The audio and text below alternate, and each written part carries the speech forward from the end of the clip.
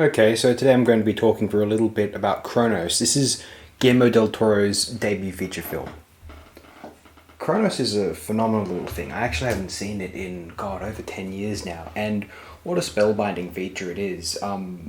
Supremely envious that this could be one's feature film debut, although obviously it's not like he made this for nothing. There was a lot of backing involved, and, there's a major attention to detail. Clearly, very dense production, but has a beautiful script, tremendous, highly memorable performances, and it's on paper the narrative's quite simple, but they emphasize every moment like it's trying to illustrate how significant each moment in the story's development is, even if it is in the grand scheme of things. Like I said, it's a relatively simple tale. After all, these narrative moments are supposed to be powerful in any kind of fictional narrative, and so you almost wonder. You watch a film like Kronos and you think, God, is it on us for not appreciating how impactful these moments are supposed to be in other films, or is it on the other films' filmmakers for treating these moments like nothings? This could have been some like early mid 70s like Hammer knockoff, and the events would have played out very plainly. But here there's a certain, like I said, an emphasis and a care. Guillermo believes in every moment of his narrative and its prowess. In general, I feel very little snobbery when it comes to assessing Del Toro. I think a lot of film fans, especially more kind of casual, I guess if you want to use the term entry level film fans, they immediately, oh, I love Del Toro. They decided that's going to be a thing they're going to, push about themselves on social media posts. I've loved Del Toro ever since I saw the Hellboy films when I was younger in primary school. Absolutely adored them. I saw the second one in cinemas when it came out, actually. And I remember hearing about Pan's Labyrinth. I saw the poster for Pan's Labyrinth around the time it was in cinemas here, and I was just like, hey, what a poster. I was like, goodness me. Our poster was just of Pan himself, Doug Jones as the goat creature. And I was just like, God, that looks magnificent. Of course, later you found out that that's considered one of the greatest films of all time now. When I was going on the internet a couple of years later, so I was like, well, I've got to see that. And, then learning it was from the director of these two Hellboy films I really loved. And Pan's Labyrinth became an enormous favourite of mine as well. I would have seen that when I was, I think, early high school. Anyway, I've seen it many times. And I adored Shape of Water. I was all in on the hype on that. It's probably one of the better or best picture winners of all time. I have a video on that. You can check it out.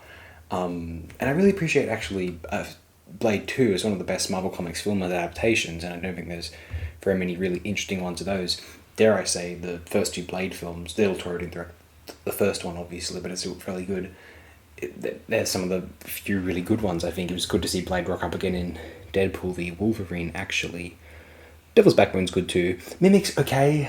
I probably wouldn't... I don't like it enough to discuss it for this channel, but that's one of the few features he's directed that I wouldn't be willing to discuss on this channel. Another one is, sadly, I was let down by Pacific Rim. I mean, give it to Del Toro to commit to the giant robots movie that actually features robots fighting instead of human nonsense as Michael Bay, he kept failing this task. And unfortunately, Del Toro's film also had a bunch of human nonsense. It wasn't as garish and sort of crude or crass, but it was banal. Very disappointed with Pacific Rim, personally. And this is before I really got into Gundam and the works of genius Tomino. And so I can only imagine how disappointing Rim would seem by comparison now.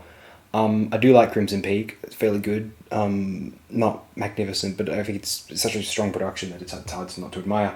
Gotta watch that Pinocchio film. That looks fascinating. It seemed like the critics liked it a hell of a lot more than that seeming disaster that Disney put out with Tom Hanks around the same time, which I think flopped and went straight to Netflix. I could be mistaken.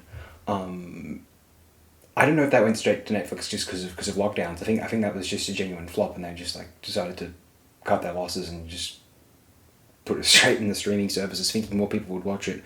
It's probably true, actually. If they just see it in the telly on their front page or anything, they're like, yeah, I'll give it a go, as opposed to paying a ticket price. What else he done? Saw a bit of Nightmare Alley. Seemed okay.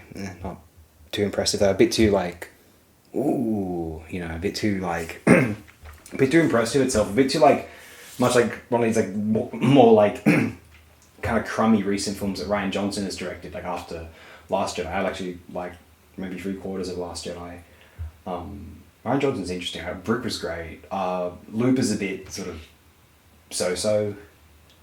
I like the start of Looper and some of the body horror stuff there, but I think overall it's just like, I think actually I'm not one of these plot hole guys, but I think Looper does kind of irritate me, even though I'm not really a plot hole sort of hound or anything like that. But God, I've been talking for a little while about Kronos. Enjoy the screen caps. Oh, what else is there to say about the Man del Toro?